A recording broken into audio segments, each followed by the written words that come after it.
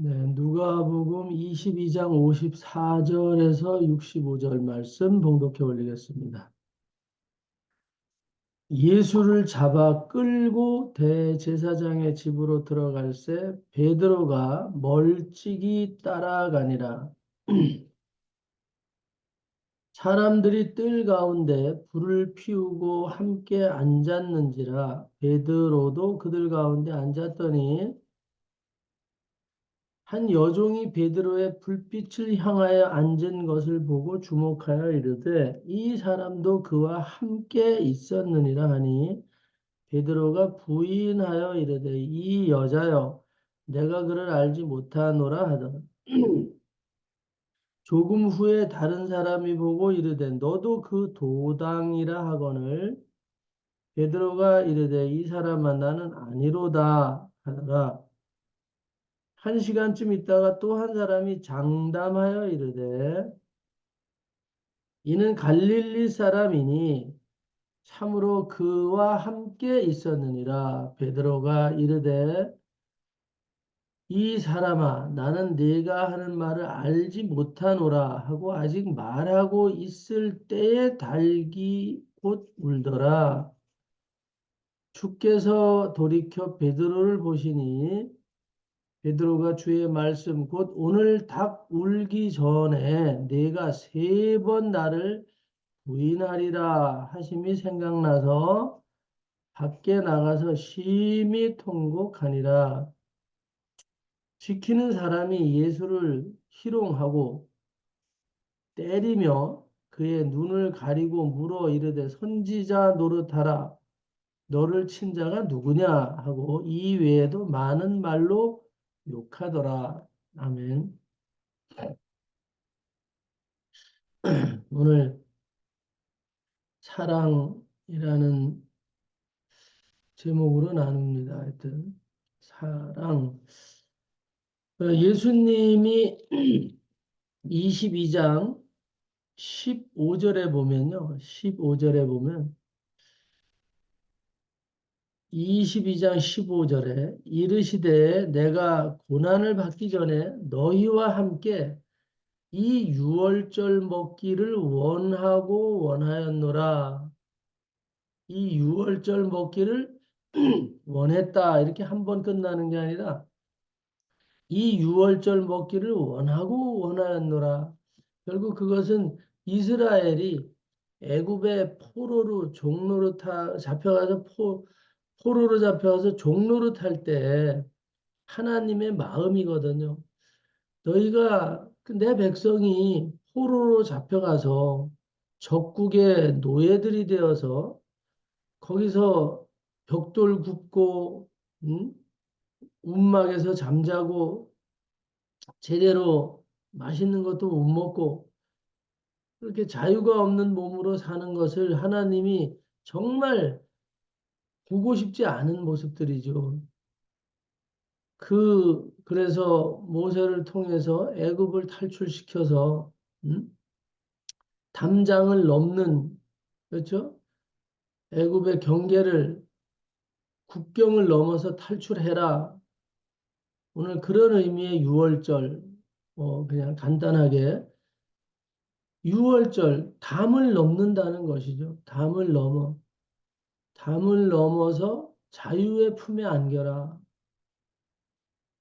오늘 이스라엘 전체가 영적인 포로로 잡혀 있음을 예수님은 그 구약의 시간들을 초월해서 오셔서도 변화되지 않는 이스라엘의 그런 고집들, 결박되고 묶여 있는 어떤 그런 종교성, 그런 거에서 탈출하기를 원하고 원하는 거죠. 원하고 원하는 거예요. 그래서 대제사장들의 권위와 이 회당의 종교, 회당 종교, 어떤 목회자들의 권위, 이런 거에서 벗어나기를 바라는 거예요. 율법에 매여서 종노릇하는, 그걸 탈출하라 이 말이죠. 그걸 원하고 원한 분이 예수님이시죠. 그걸 원하고 원해서 그가 하실 수 있는 게 식탁에다 제자들 다 데려다 놓고 유월절 만찬을 향하는 거. 우리가 성화에 많이 나와 있죠. 유월절 만찬을 하는 거. 거기에 가룟 유다가 예수님의 떡 그릇에 같이 손을 집어넣는 이런 그림 그려져 있는 거 성화를 보면 알 수 있고 하여튼 떡은 예수님이 우리에게 제공하시는 예수님의 살이고 포도주는 잔에다가 따라주는 그 포도주는 나의 피다. 그 피는 뭐냐? 하나님의 새 언약이다. 그래서 예수님이 이 흘린 피는 새로운 언약이에요. 하나님의 백성, 유월절, 묶임에서 벗어나 율법과 권위와 종교성에서 벗어나서 진리 안에서 자유함을 얻은 자녀들에게 주는 새로운 언약이에요. 이제 묶인 종교 생활 하지 말아라. 진리 안에서 자유하라. 그 의미에서 예수님의 피는 그 언약의 약속의 상징이다. 근데 그 피의 언약을 이루기 위해서 예수님은 말하지 않은 게 한 가지 있죠.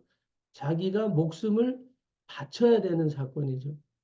자기가 목숨을 바쳐야 되는 요 부분은 말하지 않았죠. 뭐 말해도 알아듣지도 못했지만 어쨌든 우리에게 이 포도주의 의미는 성찬의 의미는 예수님의 피고 그 피를 우리에게 부어주시는 의미예요. 그래서 거기에 보면 20절에 보면 누가복음 22절에 보면 저녁 먹은 후에 잔도 그렇게 해서 이르시되 이 잔은 내 피로 세우는 내 언약인데 곧 너희에게 내 피를 붓겠다 이 말이죠. 그래서 우리가 기도할 때 예수님의 피를 뿌리고 바르고 덮습니다. 뭐 이런 얘기 많이 하고 성경에도 나와 있어요. 근데 그 예수의 피를 뿌리고 바르고 덮다. 그게 무슨 뜻이냐? 피를 부어 주신다 이 말이죠. 피를 뭐 바르는 정도가 아니라 여기에 보니까 붓는 거예요. 쏟아 부어. 오늘 우리가 예수의 피로 세례를 받는 피의 세례죠. 어떻게 보면. 그래서 쏟아 부어버렸어요. 왕을 세우기 위해서 이스라엘은 기름을 붓잖아요. 향유를 들에 붓고 예수님도 그 향유를 부었죠. 향유를 붓는다는 것은 새로운 상황으로의 전환이거든요. 그냥 소시민이 왕이 되는 것이고 소시민이 왕이 되는 것이고 평신도가 제사장이 되는 것이고 그냥 단순한 레이 지파가 그 중에서 기름을 부으면 제사장이 되는 거예요. 대제사장이 되는 거고 그냥 사울에게 기름을 부으면 왕이 되는 거고 다윗에게 기름을 부으면 왕이 되는 거고 오늘 이 예수를 믿는 사람들에게 예수의 피를 부으면 하나님의 자녀가 되고 면류관을 받았을 수 있는 왕족이 되는 것. 진짜 왕 중에 왕의 족속들이 되는 자녀가 되는 그런 변환이 완전하게 일어나는 의미잖아요. 오늘 그분이 그걸 간절히 원하고 원했어요. 예수님의 일상은 그런 것인데 그 원하고 원한 그 심령이 뭐냐? 사랑이라요. 죽어도 내가 너희들을 사랑한다는 거예요. 어제 이렇게 잠깐 묵상을 하는데 우리가 살다 보면 저도 겪고 여러분들도 겪고 아직 안 겪은 분들도 있지만 또 겪고 가셔야 될 분들도 있고 안 겪으면 더 좋아요. 부모님들 모시고 살다 보면 병이 생기기도 하고 쓰러져 누워서 가기도 한단 말이죠. 뭐 또 자녀들이 그럴 때도 있고 하여튼 우환을 겪게 되는데 오늘 이게 하루아침에 해결이 되지 않고 계속 우리가 고난 당하는 삶을 살 때 힘들어질 수도 있고 짜증낼 수도 있어요. 그런데 그 인생을 생각을 하면 가슴이 아픈 거예요. 어떻게 사람으로 다 같은 사람으로 태어나서 어떤 사람은 죽는 날까지 정말 병원 한 번 안 가보고 건강하게 일상을 잘 먹고 마시고 즐기다가 가시는 그런 분도 있고, 어떤 분은 정말 거의 평생을 병마에 시달리다 이렇게 가는 경우도 있고 그렇단 말이에요. 오늘 우리가 힘들 수 있지만 사랑의 마음으로 바라보면 얼마나 가슴 아픈 일인가. 저도 어머니를 모시고 살아봤지만 늘 머리에다 이렇게 두통이 있어서 머리띠를 어느 때서부턴가 띠는데 돌아가시는 순간까지 그 머리띠를 풀지 않으시더라고요. 왜 그렇게 계속 하시냐 그러면 그냥 습관이 돼버린 거예요. 이제 아프지 않아도 늘 두통이 오면 머리띠를 질끈 동여매시고 이렇게 그러면 덜 아파요? 그러면 덜 아픈 것 같대.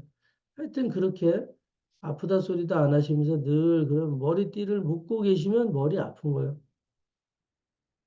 그래, 그렇고, 그런 모습을 때로는 짜증스러울 때가 있어요. 왜 이렇게 날마다 머리가 아프실까?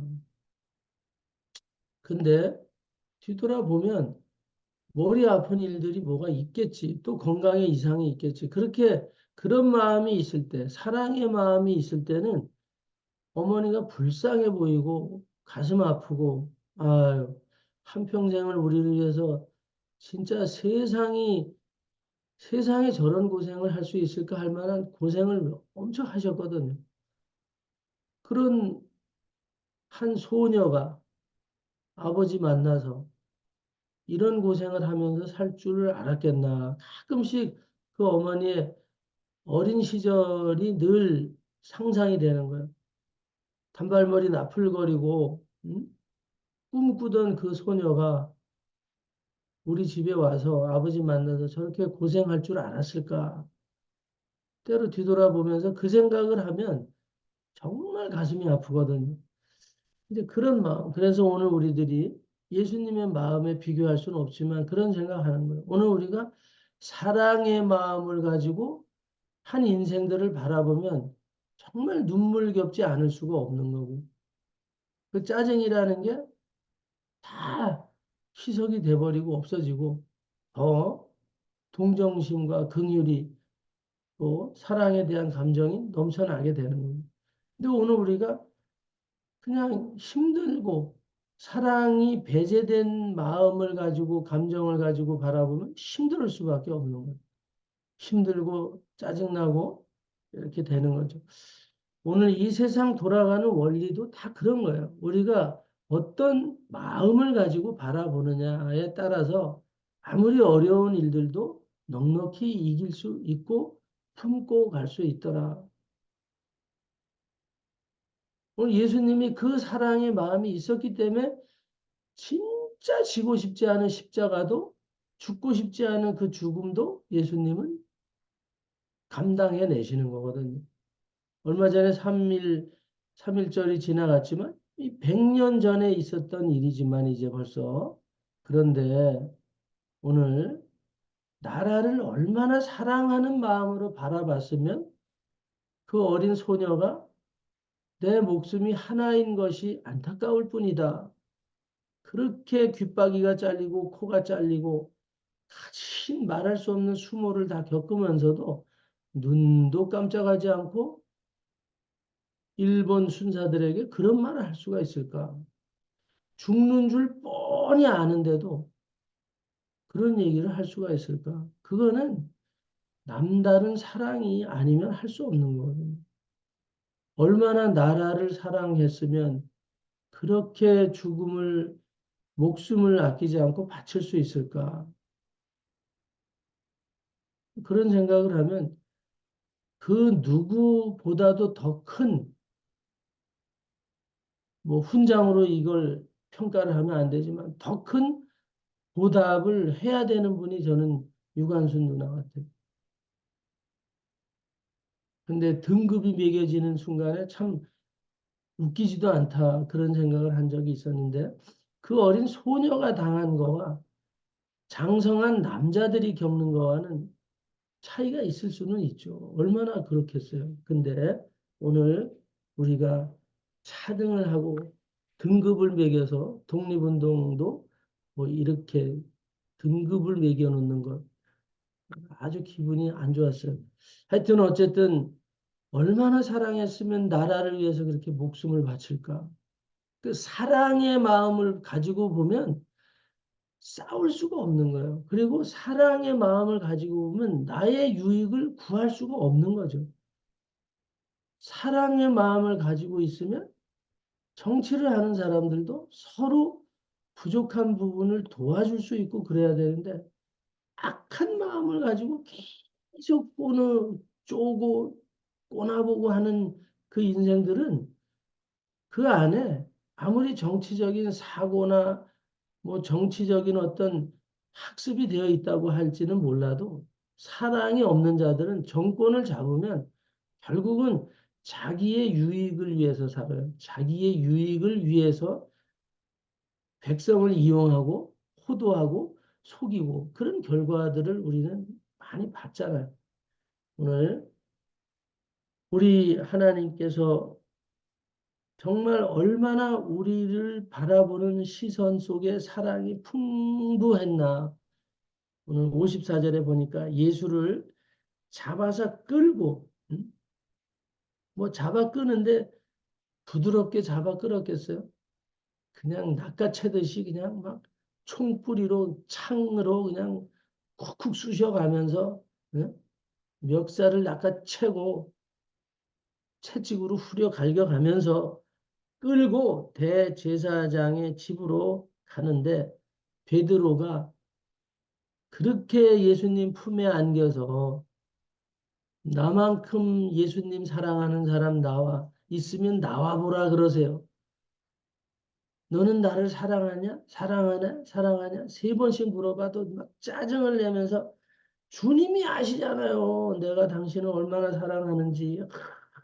그냥 막 내가 그냥 양말이면 뒤집어서 보여주겠다고 막 이랬던 베드로가 오늘 예수님이 그렇게 확스러운 자들에게 지금 끌려가는데 그는 어느 위치에 있냐 이 말이죠. 멀찍이 서서 예수를 따라가는 거예요. 이미 베드로 속에는 사랑이라는 감정은 없었던 사람이죠. 사랑의 감정은 없었어요. 12제자들이 다 그랬어요. 예수님을 따라다니기는 했는데 일신의 영달과 어떤 사회적인 포지션을 좀 높여보려는 예수가 왕이 된다니까.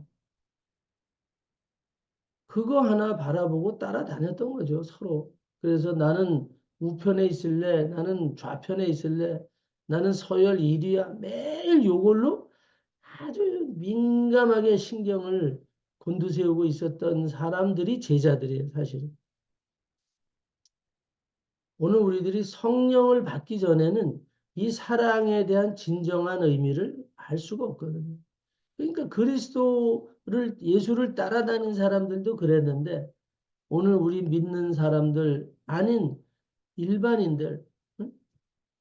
세상 사람들에게 진짜 사랑이 뭐냐고 물으면 우리가 아는 사랑, 하나님이 아는 그 사랑은 하나도 찾아볼 수 없는 거죠, 사실은. 오늘 우리가 진리에 입각해 있지 않으면, 진리의 성령이 우리를 주장하지 않으면, 오늘 우리는 정의와 공의를 행할 수도 없고, 무엇보다 사랑에 대해서 올바르게 인식하고 분별할 수도 없고, 그런 삶을 살 수도 없게 된다. 어제 어떤 분하고 상담을 하는데 전화가 왔어요. 내가 딸이 하나, 예쁜 딸이 있는데, 결혼을 시키는데, 이제 그 양가가 이렇게 만나는 자리가 있잖아요. 그 자리에 다 만났어요. 만나가지고 사돈이 될 사람들하고 이렇게 서로 만나가지고 상견례를 하면서 사돈이 있는 앞자리에서 이 권사님이 뭐라 그랬냐면 사위가 아직 예수를 잘 안 믿어요. 안 믿는 사위인데 결혼을 하고 나면 꼭 예수를 믿겠다. 이런 조건으로 이제 그 집안은 다 예수를 안 믿는 집안이라서 결혼을 안 시키려고 하는데 딸이 너무 좋아하니까 그냥 억지 춘향으로 나와서 결혼을 시키려고 이제 상견례를 하는데 이 권사님이 얘기한 거예요. 사돈들 앞에서. 그 사위감한테 너는 내가 분명히 오늘 이 자리에서 내가 얼굴 두껍게 말하는데 네가 결혼을 하고 나서 나한테 얘기한 대로 신앙생활을 잘 한다고 얘기를 했으니까 만약에 결혼해서 네가 예수를 안 믿는다는 소리가 들리고 교회를 안 간다는 소리가 들리면 나는 너를 죽여버리고 나는 깜빵에 가겠다. 이렇게 얘기를 했다는 거예요. 그런 통화를 어제 사모랑 하는 거예요. 그렇게 사돈들 앞에서 일면식도 없었던 사람 상견례 자리에서 얘기할 수 있어요. 그러면서 본인도 웃으면서 저는 예수를 안 믿고는 살 수가 없다 이 말이죠. 당신이 예수 안 믿는 남편을 만나보니까 이건 사는 게 아니라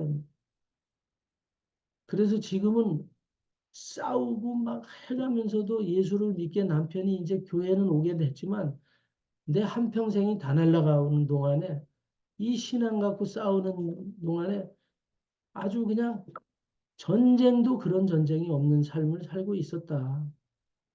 그래서 나는 내 자식들만큼은 반드시 예수 믿는 사람들하고 결혼을 시키려고 나는 일사각오로 사는 사람이다.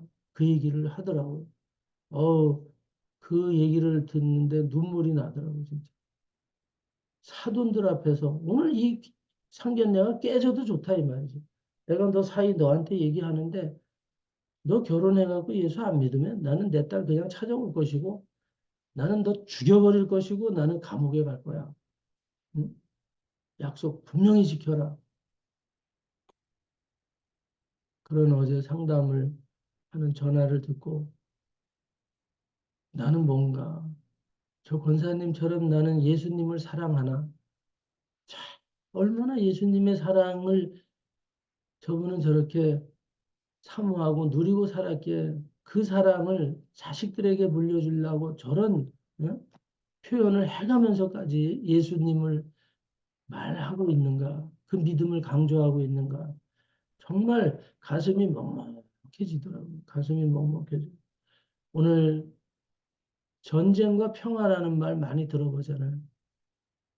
평화는 사랑이 없으면 있을 수가 없는 거예요. 가정도 그렇고 사회도 그렇고 국가도 그래요. 사랑이 있을 때 평화가 있는 거지. 그럼 사랑이 없으면 뭐가 있냐? 전쟁이에요, 전쟁. 사랑이 없으면 전쟁이다, 이 말이에요. 오늘 사랑이 없는 인생들이 있기 때문에 계속 시비거리가 생기고 문제가 생기고 응? 그래서 더 많은 사랑의 사람들이 생기면 이 나라도 잘 되고 정치도 잘 되고 오늘 진리 안에 입각하지 않으면 날마다 거짓말하고 뻥치고 응?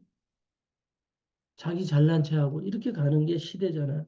하여튼 오늘 예수님을 잡아 끌고 갈 때 베드로는 어디 있었냐? 멀찍이 있습니다.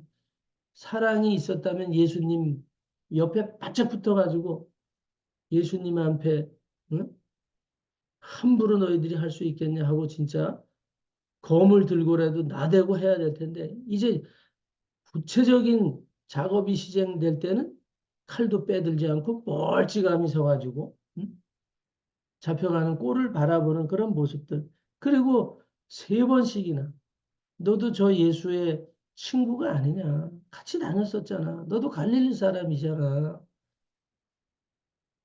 세 번씩이나 그냥 아주 막 저주하면서 부인했다 그래. 다른 성경에 보면. 저주하면서 부인했더라. 오늘 그럴 때 예수님이 예언하신 대로 닭이 말이 끝나기 전에 울기 시작하는 거예요. 닭이 울었어요. 종쳤다 이 말이지. 너는 사랑이 없는 놈이야. 땡. 땡, 땡 종치는 소리가 들립니다. 오늘 예수님 앞에 우리가 섰을 때 이런 불합격 종소리가 들리면 안 된다. 오늘 주께서 돌이켜서 베드로를 쳐다보는 거죠. 오늘 예수님 앞에 섰을 때 정말 주님의 눈을 바라볼 때 오늘 우리의 마음이 사랑으로 충만하다면 정말 함께 얼싸안고 주님을 바라볼 수 있을 것이고 그렇지 못하면 주님의 눈을 바로 쳐다볼 수 없는 그런 삶이 되겠죠, 순간이. 오늘 모든 사람들이 예수를 실용하고 네가 선지자면 내가 눈을 가릴 테니까 누가 그랬게 맞춰봐. 이런 유치한 장난들을 하고 있죠. 유치한 장난들을. 오늘도 예수 믿으라 하려면 이런 유치한 장난들 하고 응? 많이 있죠. 하나님이 있으면 자식아 나와보라 그래. 우리 친구들한테도 얘기를 하면 응? 아주 우습게 알죠. 희롱하고 오늘 그럼에도 불구하고 예수님은 우리를 품고 가시고 사랑하시는 사랑입니다. 우리가 이 아침에 생각해 보면 좋겠습니다. 죽음이 임박해 있는데도 죽는 걸 뻔히 알면서도 나라를 생각했던 유관순이나 독립운동가들처럼 또 6.25를 또 임진왜란 같은 그런 큰 국가의 위기를 목숨도 아끼지 않고 사랑으로 행했던 사랑이 아니면 할 수 없었던 그런 애국 선열들 오늘 인류를 향해서 목숨도 아끼지 않는 그런 우리 주 예수님 오늘 우리 그 사랑의 마음을 가지고 우리 환경을 바라보시고 우리의 가족을 바라보시고 우리 성도들을 바라보시고 이 나라 민족을 바라보시면 오늘 우리 앞에 있는 문제들이 다 문제로 보이지 않고 넉넉하게 품고 가고 오히려 예수님이 습관처럼 기도하러 가는 것처럼 오늘 40절에 습관을 따라서 그분은 기도하러 갔는데 오늘 악의 유혹에 빠지지 말고 예수의 사랑에 집중하는 기도의 능력자들로 사랑의 메신저들로 오늘 우리가 세상을 바라보며 나아갈 수 있기를 예수님의 이름으로 축원합니다. 기도합니다. 할렐루야. 감사합니다.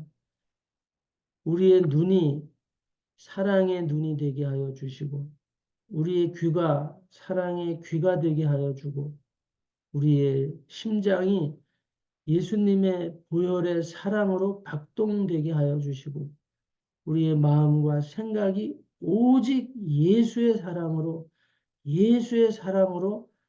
우리의 마음이 작동되게 하여 주시옵고, 우리의 사고 방식이 예수 그리스도의 사랑으로 생각하게 하여 주시옵소서.